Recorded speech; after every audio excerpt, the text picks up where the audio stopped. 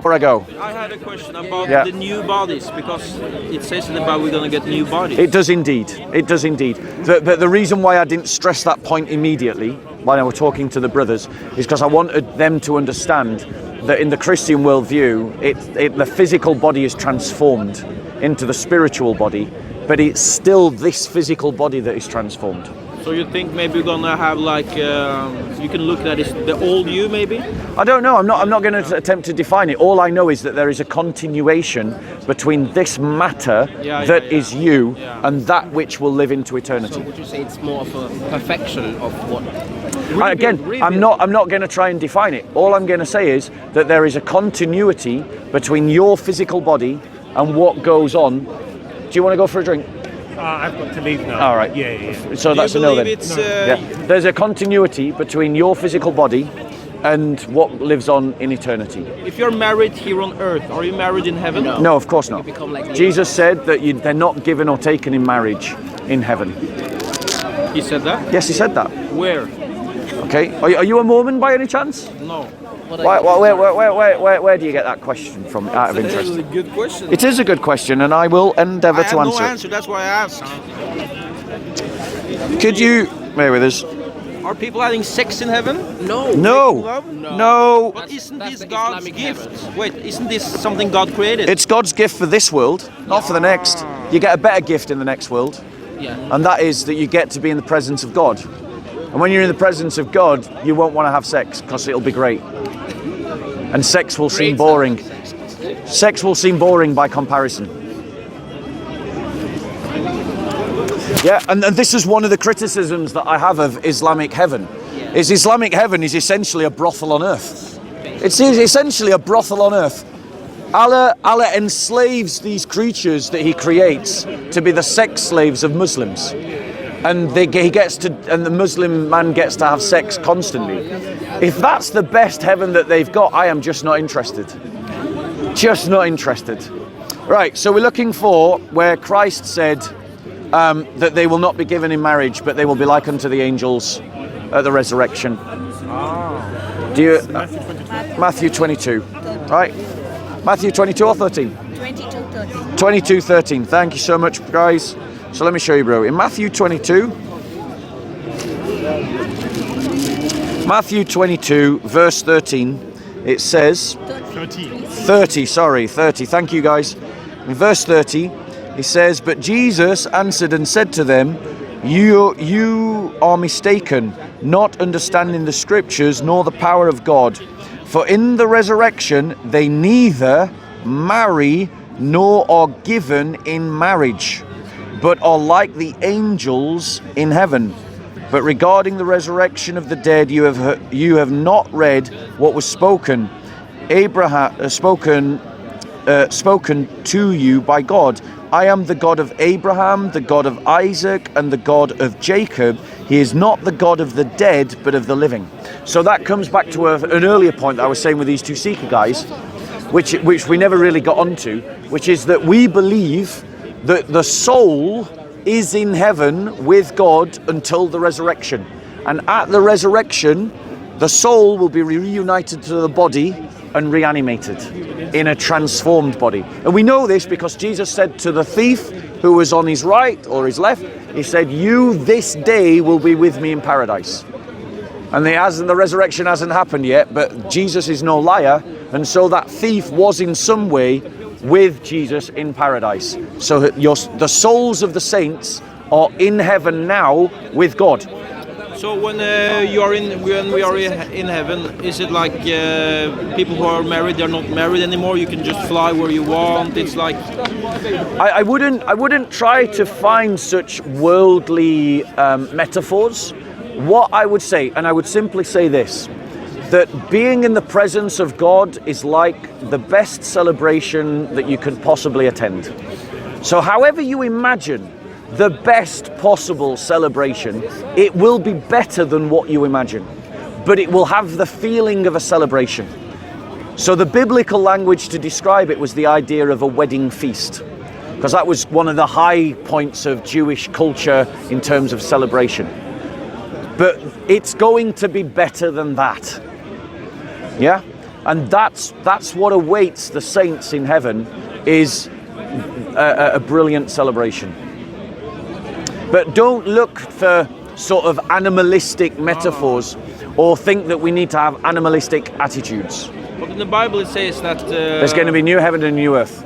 you should not feed the body because you will do sin, the Bible says. No, it says that you shouldn't feed the flesh. The flesh. But what it's talking about when it talks about flesh there... God did also create the flesh, right? No, you're misunderstanding Paul's use of the flesh. When Paul uses the flesh in that phrase, that verse that you're talking about, what he's talking about, and it's in Galatians and Ephesians, when he uses that kind of language, he's saying that there's natural inclinations that lead us away from God.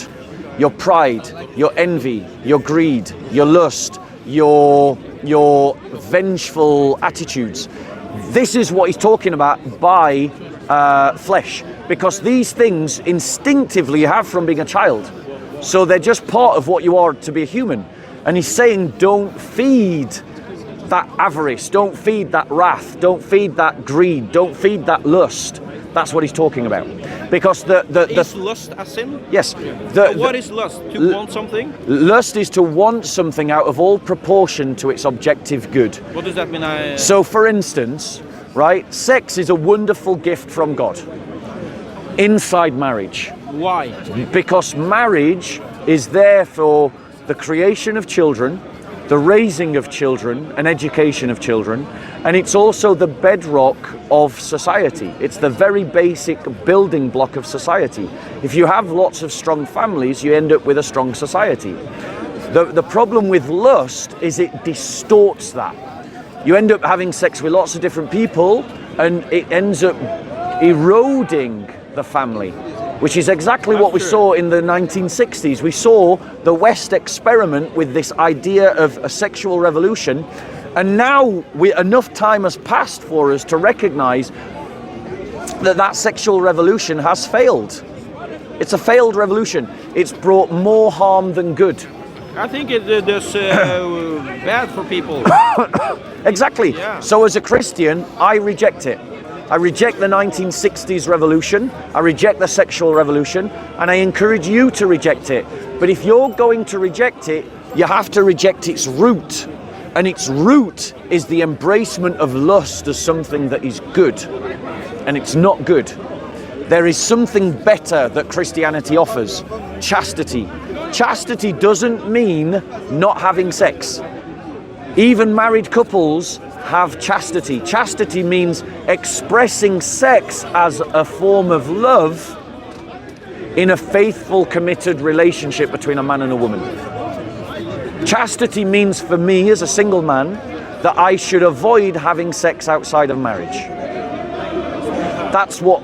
Because it will hurt you eventually. Exactly. Exactly. Exactly. And that's what I'm saying. Christianity is offering a better way of life than the Western liberalism. Are you a Christian yourself? Yes. Right. So what you need as a Christian is to have firmness and conviction in your heart that our belief is the way, our belief is the truth, our belief is the life. And you have to have conviction in your heart so that you can offer an identity, an alternative identity to the liberal progressive and their this world gods, their Epicurean humanism.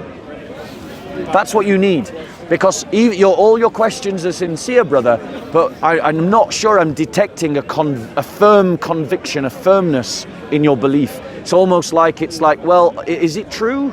It really is true. And you really must believe that it's true. And you really must cultivate firmness in your heart. Because lots of churches, they're failing the Christian community because they don't teach Christians to have firmness in their belief, to have firmness in their practice of the belief. Does that make sense? Yeah. Okay, good, bro. Very good preaching. I came from Norway.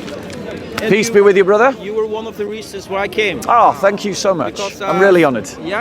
I've seen you preaching and it's fantastic to Yeah. see you preach. Well, thank you so much. Are you here every day? No, this park only happens on a Sunday. It only happens on a Sunday. Are these your people or friends or Well, something? some of them are friends, some of them are like you, they just come and listen because they saw me on a video, and some of them are like I guess supporters. Would you like to come to Norway and preach? If I'm invited, I'll come. I would love to maybe invite you. Can I get your? Yeah, I'll give you my email address. I'm one of your subscribers. Subscribers Okay. on the internet. I'll give you. Let me give you my email address. Right. Because I think you're very smart. You know a lot. One question for you. Yeah. Today I was talking with some Muslims, and he said, like in Hebrew, I think it was 5:7. Yeah. Jesus prayed, Yes. and he said, Yes. Jesus prays. yeah, prayed. Let this go away from me, or something like that. That's in Luke, and it's in 22. And then it And says in the Garden of God, Gethsemane. God heard him. He Yeah. said that was like it was his defense that Jesus was not killed. Yeah, right. But that's not true, because what in the Garden of Gethsemane in Luke chapter 22, Jesus says, Father, if you are willing, remove this cup from my hand, but not my will, but yours be done. That's in Luke, but it doesn't Right. say that in Hebrew. Okay, in Hebrew. No, in yes, in No, the Gospels were written in Greek. The Muslim is lying to you. Just to say about Muslims. What don't understand. Sorry, one second. The Muslim who said that is lying to you. The Gospels are not written in Hebrew, they're written in Greek. The Greek says what I'm saying to you in English. Right? There's no Hebrew involved no, here. but in Paul's letter to the Hebrew church, Okay, let's look at it. capital 5, okay. verse 7. Let's look at it. Can you look it up? Right, please? I so, don't have more yeah. battery.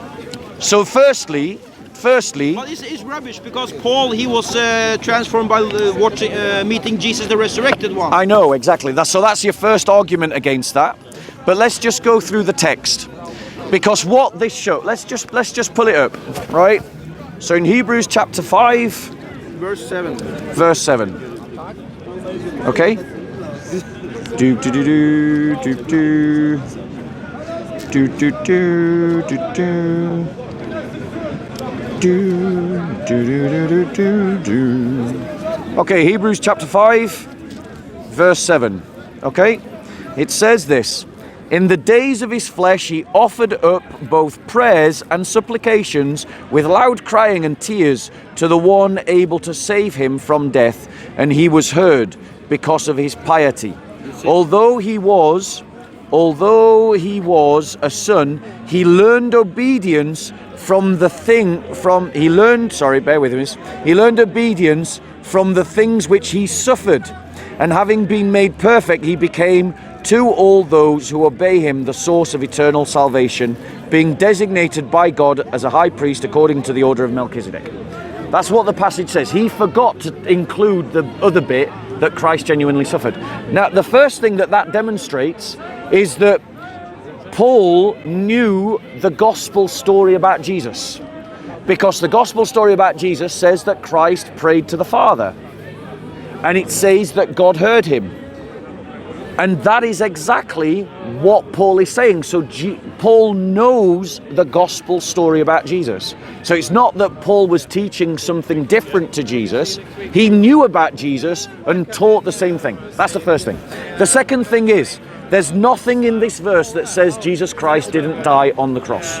Now they think because he was heard, Yes. he was The thing about the Dai in this corner, right, is they're constantly going around the corner looking for Christians that don't know their Bible. And I don't even know that Paul Yeah, saw he was ambushed earlier. even Paul, Right, brother, listen. You asked a question, let me answer. Yeah, thank you. Right? Because it might not just be you that benefits, there'll be other people that benefit. So the thing that every Christian who comes to this park needs to recognize is that the Dai operating in this park are liars. They literally take verses out of their context and ignore the context.